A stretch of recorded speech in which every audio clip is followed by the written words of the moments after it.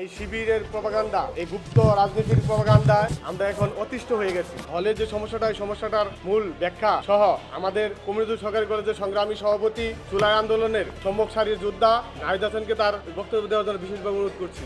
আমাদের ক্যাম্পাসে একটি চিহ্নিত গোষ্ঠী দীর্ঘদিন ধরে সন্ত্রাস, দখলদারি, ষড়যন্ত্রের রাজনীতি চালিয়ে যাচ্ছে, যা ভুক্তভোগী সাধারণ শিক্ষার্থীরা। এই গোষ্ঠীর সদস্যরা অতীতে ছাত্রলীগের রাজনীতির সঙ্গে জড়িত থেকে গণ অভ্যুত্থানে শিক্ষার্থীদের ওপর নির্মম নির্যাতন চালিয়েছে। অথচ এইসব গুরুতর অপরাধের পরেও তারা অবৈধভাবে হলে অবস্থান করছে এবং প্রকাশ্যে সিট বাণিজ্য করছে। সাধারণ শিক্ষার্থীদের ন্যায্য সিট দখল করে তারা নিজেদের ক্যাডার ও সহযোগিতাদের হলে তুলেছে, যার প্রমাণস্বরূপ আমরা দেখতে পাচ্ছি আমাদের একজন সাধারণ শিক্ষার্থী উপস্থিত রয়েছেন, তার ব্যাগ এবং কাপড় নিয়ে তিনি এখন হলে থাকতে পাচ্ছেন না। সাধারণ শিক্ষার্থীদের অভিযোগ ও অনুরোধে আমরা শান্তিপূর্ণভাবে বিষয়টি জানতে গেলে আমাদের উপর পরিকল্পিতভাবে মব সৃষ্টি করা হয়। পরবর্তী সকল ছাত্র সংগঠনের প্রতিনিধি উপস্থিতে সকল সমস্যার সমাধান করা হলে পরের দিন তারা বিভিন্ন মিডিয়ার মাধ্যমে ছাত্র অধিকার পরিষদের নামে মিথ্যা বানোয়াট উদ্দেশ্য প্রণীত হয়ে প্রপাগান্ডা ছড়ানো হয়।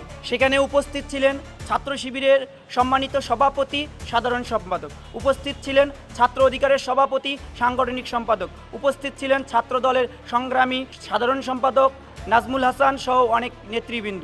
সকল সমস্যার সমাধান হওয়ার তারপরও সে ফেসবুকে মিথ্যা প্রপাগান্ডা ছড়ায়। তার প্রপাগান্ডাটি ফেসবুক থেকে কালেকশন করেছি, সে আপনাদের সামনে জানাচ্ছি।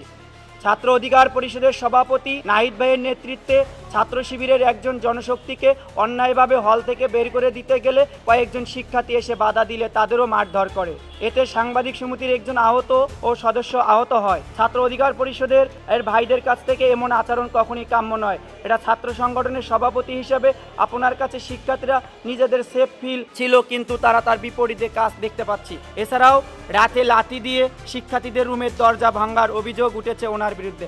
এই বক্তব্য, এই উস্কানিমূলক প্রপাগান্ডা সম্পূর্ণ ভিত্তিহীন।